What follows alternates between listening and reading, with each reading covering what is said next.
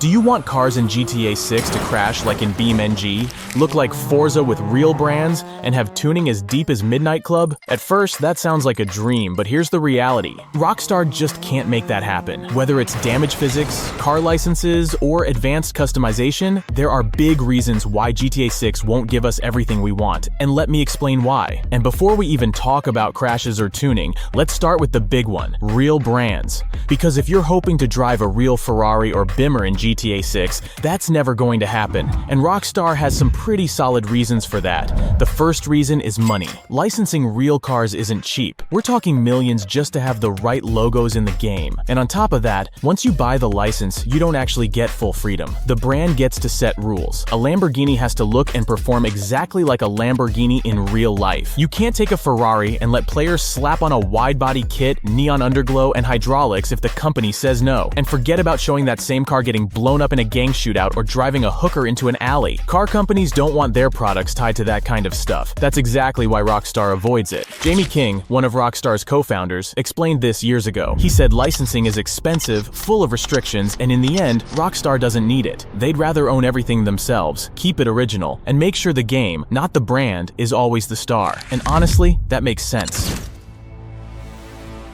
Now, I think players split into two groups here. There are the ones who actually like Rockstar's parody approach, the lore-friendly brands that make the GTA world feel like its own twisted version of reality. And then there are the people who would love to see real-life cars. Both sides make sense, but Rockstar clearly picked their lane a long time ago, and they've doubled down on it even outside the main games. After Rockstar acquired CFX.RE, the team behind FiveM, they specifically said no to real brands there too. That's why so many FiveM servers run with lore-friendly or badged cars. If you're into roleplay, of course you'd want real cars on the server, but it's just not possible anymore. And honestly, that's what worries me about the future of GTA 6 modding. If Rockstar builds their own mod platform into the game, it'll be way easier for them to restrict real brands completely, which could make adding real cars through mods a lot harder than it is today. But the thing is, GTA's fake brands have basically become real in our heads anyway. Nobody cares if it's called a Bravado instead of a Dodge, or a Vapid instead of a Ford. The designs are close enough that we recognize them instantly, but Rockstar still has full control. They can mash 2 or 3 real cars together into one model, exaggerate certain features, or use parody names like Karen, Fister, and Declasse. It fits the whole GTA universe perfectly, a satirical version of the real world where everything is familiar but slightly off. And there's another smart reason Rockstar keeps things this way: longevity. If they locked GTA 6 into licenses, every time they wanted to remaster the game or re-release it years later, they'd have to renegotiate with all those brands again. That's exactly why they avoid deals like that. With their own parody brands, the game never ages. A Banshee is always a Banshee, and it doesn't matter if the real-world Dodge Viper disappears or if Ferrari gets caught in a scandal, GTA stays timeless. At the end of the day, real brands would only hold Rockstar back.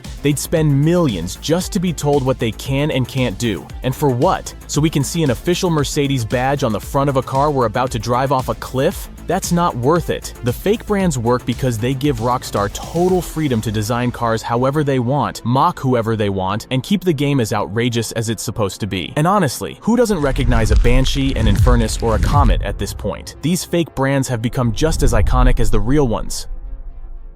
Whenever people talk about car crashes in GTA 6, BeamNG always comes up as the example. And fair enough, that game is basically the gold standard for crash physics. Every dent, every bend, every tiny piece of the car reacts exactly the way it would in real life. But here's the thing, BeamNG works because that's all the game does. It's a car simulator, built from the ground up to focus only on vehicles and physics. GTA is a completely different story. Rockstar has to simulate an entire open world at once. Pedestrians, traffic AI, cops, gunfights, weather systems, even multiplayer. Adding full soft-body physics on top of all that would absolutely melt the hardware. Even on PC, BeamNG struggles to keep up once you crash a few cars together. Now imagine that same system running in a game as big as GTA 6, which is already going to be squeezing every drop of power out of the consoles. It just wouldn't run. Even if the hardware could handle it, there's another problem: gameplay. GTA just isn't designed to be a hardcore driving simulator. Imagine you're in the middle of a high-speed chase during a story mission, and you clip a curb just slightly too hard. Your axle bends, the wheel folds in, and suddenly your car can't move anymore. Mission failed. Sure, that level of realism would be fun to mess around with once or twice, but after the 5th time, it would get old really fast. GTA has always been about chaotic fun, blasting through intersections, smashing into traffic, and somehow still making your getaway. If every little crash ruined your car, the game would turn from a sandbox into a frustrating mess, and Rockstar knows that people don't play GTA for strict realism. They play it for freedom. The series already showed us how tricky this balance really is. Back in GTA 4, the crash system was incredible. Cars actually felt heavy. They bent, crumpled, and twisted in ways that made every collision feel impactful. People still talk about how good GTA 4's driving and damage system was because it made crashes look brutal, but the cars were still drivable most of the time. Then GTA 5 came along, and technically it had a very similar system under the hood, but it just didn't feel as extreme. And when Rockstar later added first-person mode for the PS4 and Xbox One versions,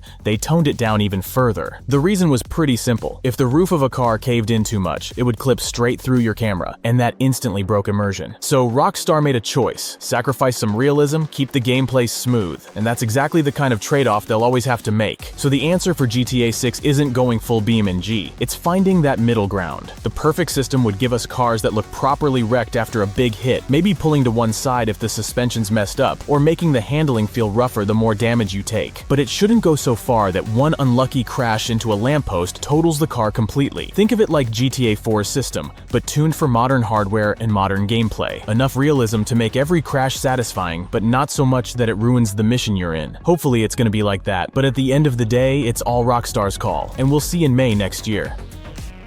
The last big thing people always bring up when it comes to cars in GTA is customization.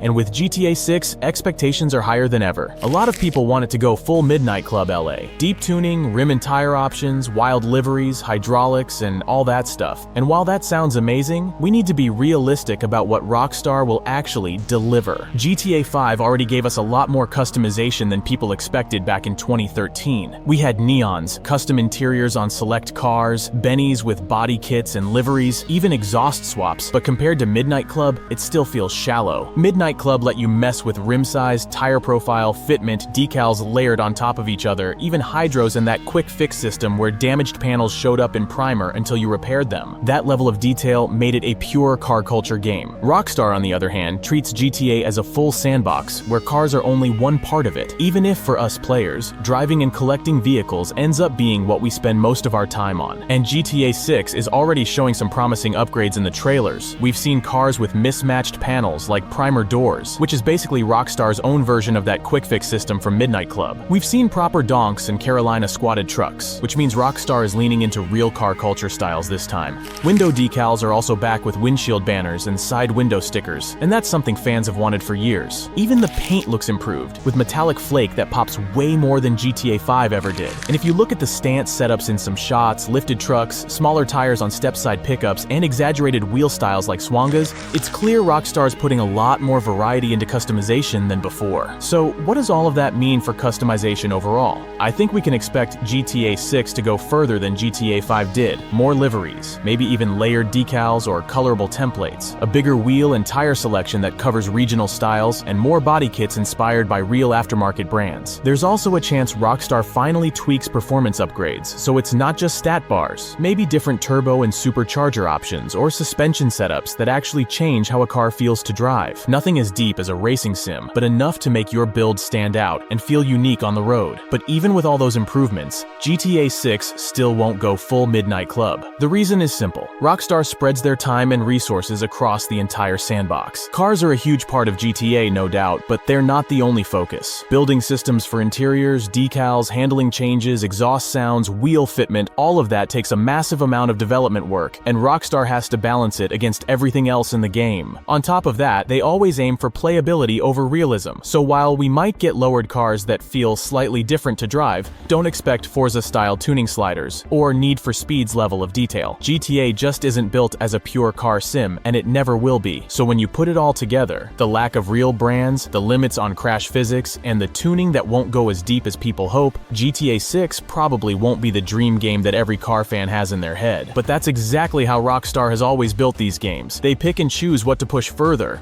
while keeping the whole sandbox balanced and playable. Now the real question is, what would you want to see in GTA 6 when it comes to vehicles? More customization, crazier car culture stuff, or a return to GTA 4 style damage? Let me know what you'd put at the top of the list.